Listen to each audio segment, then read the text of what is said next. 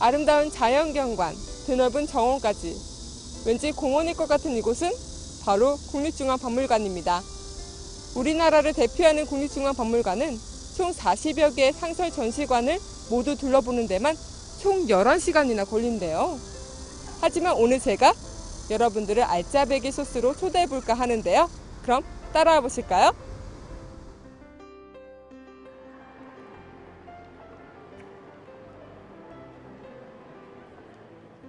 네, 지금 국립중앙박물관 내부에 들어왔는데요. 여기 전시관을 소개해 주실 선생님 모셔봤습니다. 김은희 선생님 안녕하세요. 네, 안녕하세요. 네, 어디부터 설명해 주실 건가요? 네. 저희가 처음 들어오면 선사고대관부터 많이 보세요. 그런데 좀 조용한 조선시부터 시작하도록 하겠습니다. 네, 그러면 조선시대부터 한번 살펴볼까요? 이쪽으로 오시죠. 네.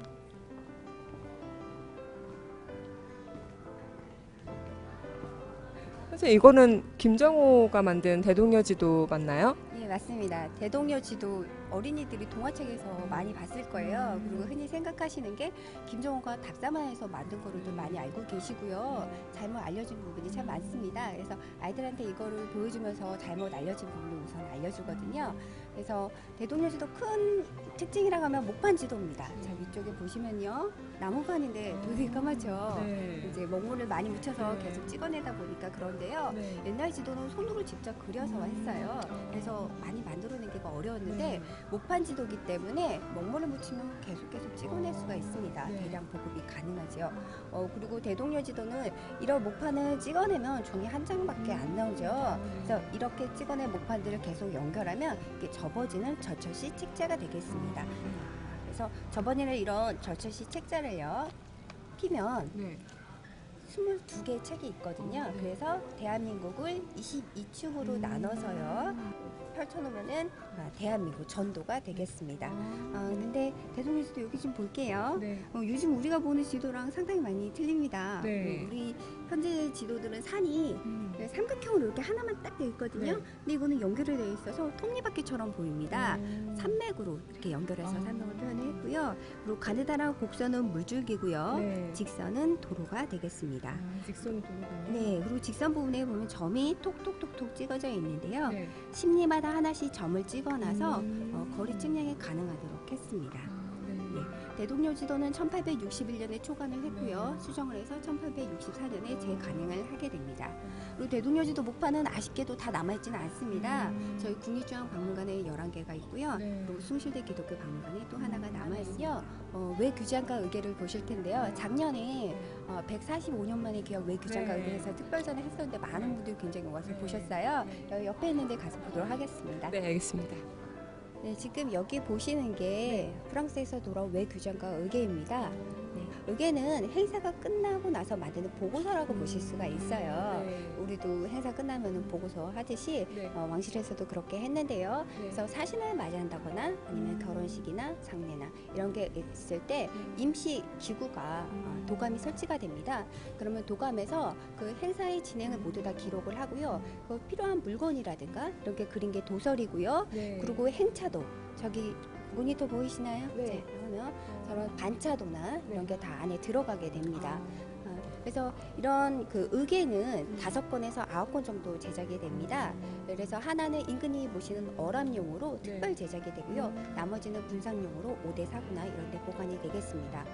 다음 장소는 어떤 장소 소개해 주실 건가요? 다음에는 고구려실에 가서요. 네. 고구려 고분벽화 모사도를 보도록 하겠습니다. 네, 알겠습니다. 네, 여기가 고구려 전시실인가요? 네, 여기는 고구려 고분벽화 모사도 방입니다. 네. 그러니까 모사도니까 실제 벽을 띄울 수는 없잖아요. 네. 그 모사도가 있는 방입니다. 여기 판넬을 좀 보실게요. 네. 고구려 고분벽화는요. 네. 아무래도 고구려 수도가 있었던 이 지방 지역과 평양 지역에 좀 몰려 있습니다. 네, 그래서 한 여기에 30여 개, 70여 개 이렇게 생각하시면 될 것 같아요. 네. 사람들은 고분벽화하면 고구려만 있었을 거로 생각을 하는데요. 물론 무덤 구조 때문에요. 무덤 구조 보시면 고구려 고분벽화 방이죠. 방의 형태이기 때문에 화면, 벽이 있어서 화면이 있어서 벽화를 그릴 수가 있어요. 근데 신라 무덤은 저희가 대롱원 다 구경 가보셨을 거예요. 네. 가보면은 돌이 이렇게 막 쌓여 있죠. 네. 그래서 도무지 이런 무덤들은 아무래도 화면은 없기 때문에 벽화를 그리기가 어렵죠. 그래서 고구려에 주로 있고요. 신라랑 백제에는 한 2개 정도씩, 그리고 가야에는 1개 도금 벽화가 있긴 있습니다. 지금 여러분들이 보시는 게, 자 보면은 사신들이 다 차지하고 있죠. 네. 자청룡, 우백호, 남시작, 북현무 이렇게 다 차지하고 있습니다. 본래 이 강서대묘에는 천정의 황룡이 있었는데 지금 여기에는 전시되어 있는 건 아니고요. 네, 그래서 이 모사도는요, 특히 이 강서대묘 그림은 서양 벽화랑은 약간 틀립니다. 우린 벽화하면 프레스코화를 생각해요. 프레스코화는 벽에 회를 칠하고 그림을 그립니다. 회칠이 돼 있기 때문에 그림을 그리기는 훨씬 쉬울 거예요. 하지만 습기가 차거나 이러면 회가 떨어지면서 그림도 같이 없어져 버리겠죠. 그런데 이 강서대묘 그림은요, 돌벽에 바로 그림을 그렸습니다. 그래서 그리기는 어렵겠지만 오랫동안 그림이 선명하게 남을 수가 있겠죠. 그런 차이가 좀 있습니다. 그럼 다음은 백제 설명해 주시는 건가요? 백제실로 가서 백제금동대학로 보도록 하겠습니다.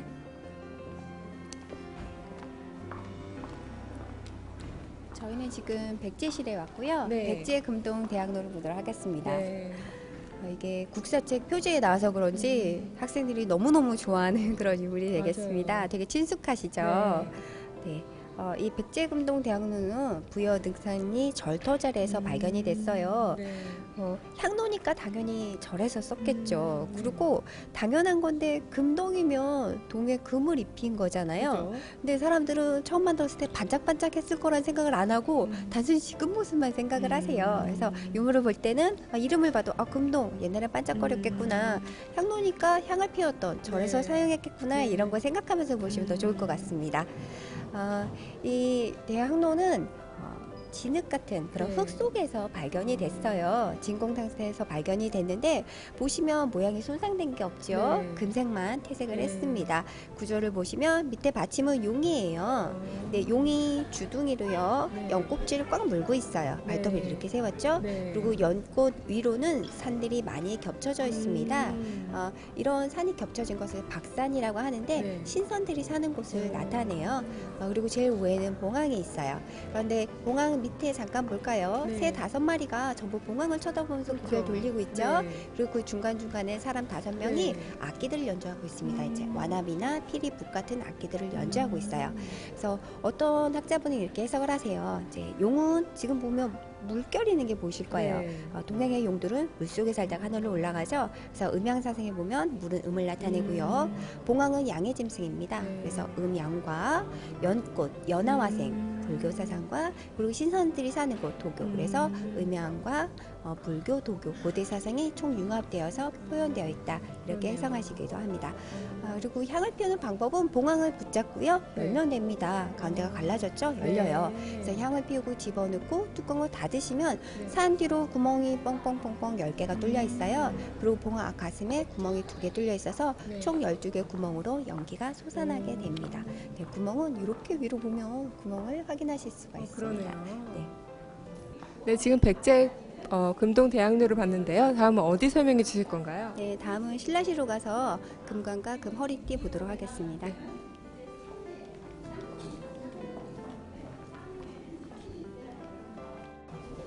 네, 지금 신라시대 전시관에 왔는데요. 네, 선생님 어떤 거 설명해 주실 건가요? 네, 황남대총 북분에서 발견된 황금관과 황금허리띠 보도록 네. 하겠습니다.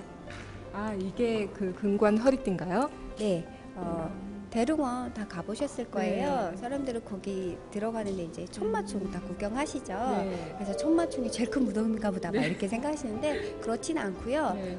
황남대총이 가장 큰 무덤입니다. 무덤 2개가 이렇게 붙어 있어요. 네. 이제 남부는 남자분 무덤이고요. 그리고 북부는 좀 후에 부인이 돌아가셨어요. 그래서 무덤을 북쪽에 이렇게 만들었어요. 그래서 표주박 같은 형태로 되어 있는 무덤입니다. 이것은 여자분 무덤, 네.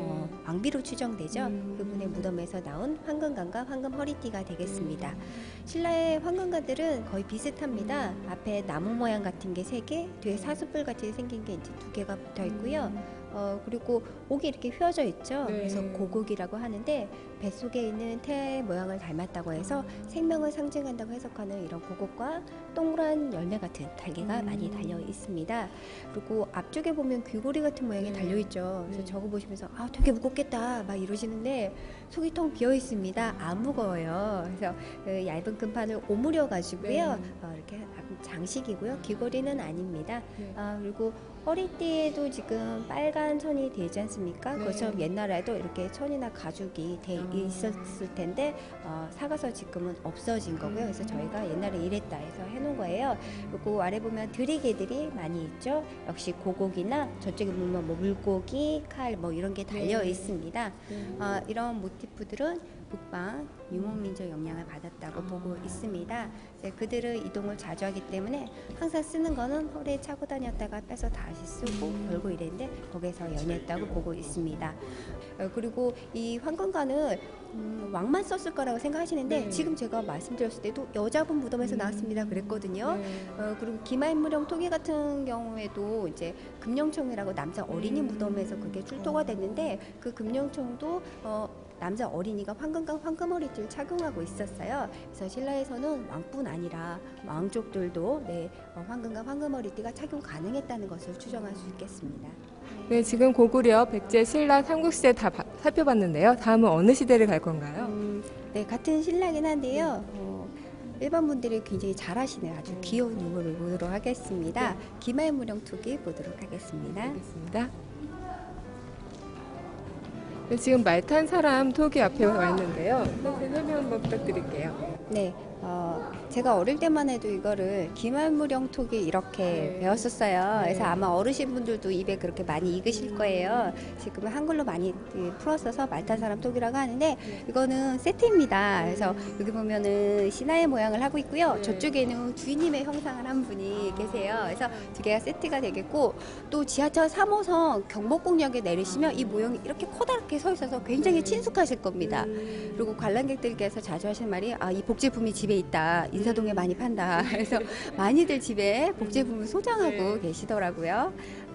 요거는요 금룡총이라고 해서 남자 어린이 무덤에서 나왔습니다. 아까도 잠시 설명드렸는데 이 남자 어린이는 황금관 황금허리띠를 착용하고 있었고요. 그래서 그리고 무덤에서 금방울이 나왔어요. 그래서 무덤 이름이 금룡총입니다. 네.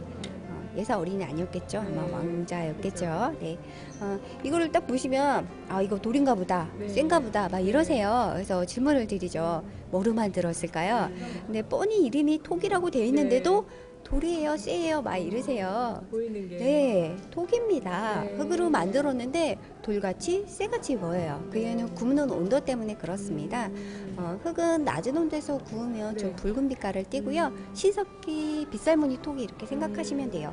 그런데 점점 높은 온도로 갈수록 이렇게 회색 빛깔이 나죠. 네, 이것은 회청색 경실 톡이라고 이렇게 분류가 되는데요. 굽는 온도가 상당히 높습니다. 그래서 이렇게 회청색 빛깔을 띠고 두들기면 금속 소리를 냅니다. 굉장히 단단하죠. 그리고 자연유가 입혀져서 약간 반질반질한 느낌이 있을 겁니다. 그리고 신화를 보면요. 지금 바지는 입었는데요. 윗도리를 안 입었어요. 그리고 뒷보침을 하나 묶고 머리에 삭투 같은 걸 하고 오른손에 방울을 흔들면서 마치 돌아가신 주인님을 저승으로 인도하는 듯한 느낌이 들게 하고 있고요. 마구는 별로 갖춰지진 않았어요. 근데 이제 주인으로 보이는 분은 상당히 틀립니다. 저쪽으로 이동해서 주인으로 보이는 분을 뵐게요. 정말 딱 봐도 굉장히 많이 갖춰졌는데요. 네. 여기 보시면 마구가 말 장식이요. 모두 다 갖춰졌고요. 갑옷 같은 거 있고 머리에 세모, 관모 같은 걸 썼죠. 그리고 주전자입니다. 사용 방법은 뒤에 깔때기 모양 보이시죠? 이렇게 액체를 보면요. 몸통이 다 비었어요. 그래서 앞에 빨대같이 생긴 대로 이렇게 나오게 됩니다. 근데 이거를 일상용으로 쓰기에는 상당히 불편했겠죠. 그리고 액체류를 따라서 썼다면 아마 의식 때 사용했을 거라고 보시면 됩니다. 그리고 무덤에 있었으니까 부장품이었겠죠. 그래서 의식과 부장용 이렇게 보시면 될 것 같습니다.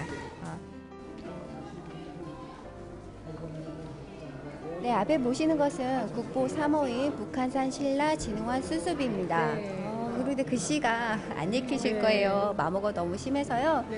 읽기가 어렵습니다. 근데 조선시대 때도 이만큼이나 마모가 심했는지 네. 소문에는 몰잡이가 있다 이런 말이 있었고요. 또 이중환의 택리지에 보면 무학대사랑 관련이 있는 미로 이렇게 잘못이 기록되어 있었습니다. 그런데 이제 추사 김정희 선생님께서 우리 추사 김정희 하면 추사체 그리고 세안도 뭐 이런 거 생각하거든요. 근데 그거 말고도 금속학에 뛰어난 재주가 있으셨고요. 밝혀낸 비문들이 참 많으세요. 그래서 김정희 선생님께서 이 비문을 밝히기 위해 산에 직접 오르셨어요. 자, 옆에서 보도록 할까요? 네. 김정희 선생님께서요 1816년에 네. 친구 김경현과 함께 북한산 비봉에 올라서 글을 새겨 놓으셨는데 오른쪽 볼까요? 글씨 보이세요? 굉장히 가느다랗게요. 네. 신라진흥대왕비 병자년 7월 김정희, 김경현 와서 읽다 이렇게 써 있어요. 그리고 1년에 다시 와서 왼편 보시면요. 정축년 6월 8일에 김정희와 조윤영이 와서 68자를 읽고 갔다고 이렇게 글씨를 새겨 놓으셨습니다. 요즘 같으면 문화재 훼손죄였을 텐데 네, 옛날이어서 정말 다행입니다. 역사의 길에 있는 경천사탑을 보러 왔는데요. 네, 앞에 보면 굉장히 큰 탑이 있습니다. 네. 13m나 돼요. 그리고 보통 우리나라 탑은 화강암이고 네모 반듯하고 3층, 5층 이렇거든요. 네. 근데 이건 대리석에 10층에 13m나 되고 조각이 화려합니다. 이 당시 원나라가 국교로 라마교를 믿었어요. 근데 라마탑 영향을 좀 받았습니다. 밑에 기단부에 보시면요, 받침이 한자 버그마자 모양이에요. 그리고 대시주자가 강윤과 고용봉이라는 분인데 좀 친원파 우리였어요. 그런 사람들이 대시주자로 참여를 해서 만든 탑이 되겠습니다. 이 탑이 본래 있던 곳은 개풍군, 그러니까 지금 북한 지역이죠. 거기에 있었는데요. 이 탑이 지금 남한에 있죠. 그 이유는 1907년에 일본의 국내 대신인 다나카 미쓰야키가 순종 결혼식 참석차 한국에 왔다가 이 탑이 마음에 들어서 밀반출을 해가게 됩니다. 네, 밀반출을 해가는데 이제 그때에도 이 사람의 행동이 엄청난 비난을 받게 돼요. 그래서 베델과 헐버트 이런 미국과 영국 언론인들이 비난하는 것을 국내에 막 실게 되고요. 그리고 이 사람은 1918년에 일본인이 한국에 돌려줬습니다. 하지만 그 당시에 다시 세우지는 못했고요. 해방이 되고 나서야 1960년에 경복궁 마당에 세웠습니다. 그런 이후 더 이상 손상을 막기 위해서 10년 동안의 보존 처리 작업을 거친 후에 지금 실내에 세워지게 되었죠. 그럼 다음은 3층으로 가신다고 하는데 어느 공간인가요? 네, 3층에는 아시아관도 있긴 하지만 불교 조각실, 저희 박물관의 대표 유물이라고 할 수 있는 방가사유상 보도록 하겠습니다. 네, 그럼 3층으로 이동해 보도록 하겠습니다.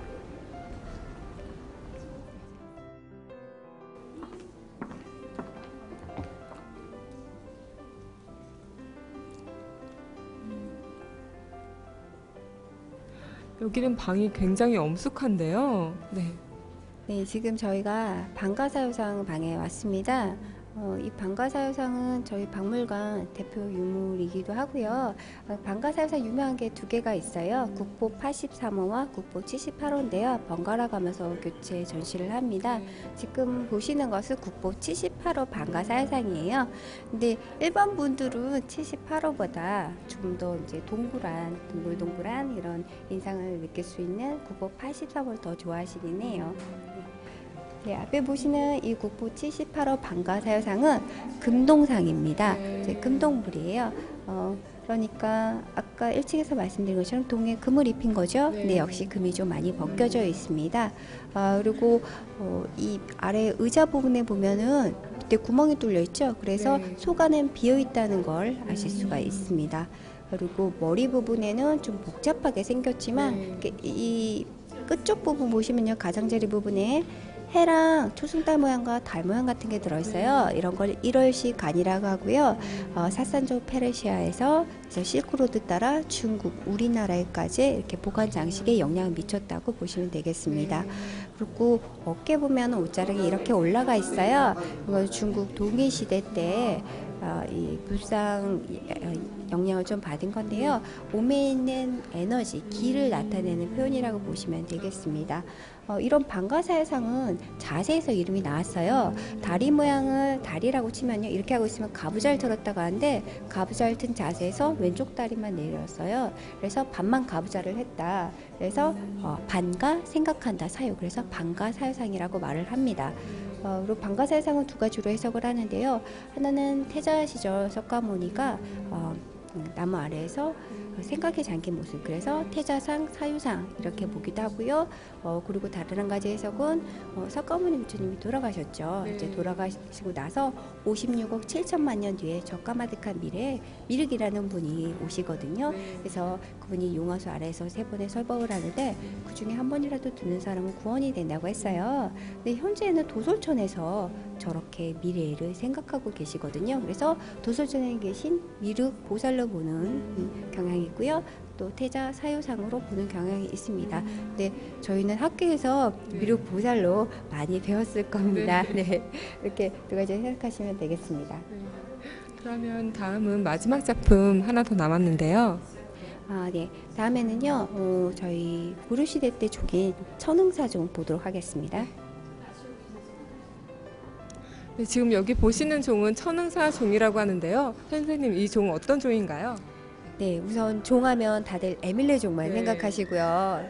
에밀레 종이냐고 물어보세요. 에밀레 종 저기 있습니다. 네, 성덕대한 신종인데요. 네. 흔히 에밀레 종 부르시죠. 근데 이 종은 간단히 설명드리자면요.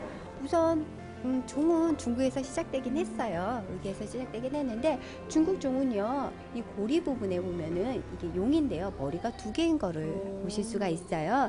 그리고 아래 부분으로 갈수록 몸체가 점점 벌어지는 네. 형태를 띠고 있습니다. 그리고 이렇게 줄무늬가 특징이에요. 자, 그런데 한국종으로 보겠습니다. 한국종은 항아리 형태를 띠고 있죠. 그러네요. 몸체가요. 그리고 위에 음통이 있고요. 네, 파이프 같이 생긴요. 그리고 이 용머리가요, 한 개뿐입니다. 지금 뒤쪽이어서 안 보이시지만 좀 이따 실물을 보시면 확인이 되실 거예요.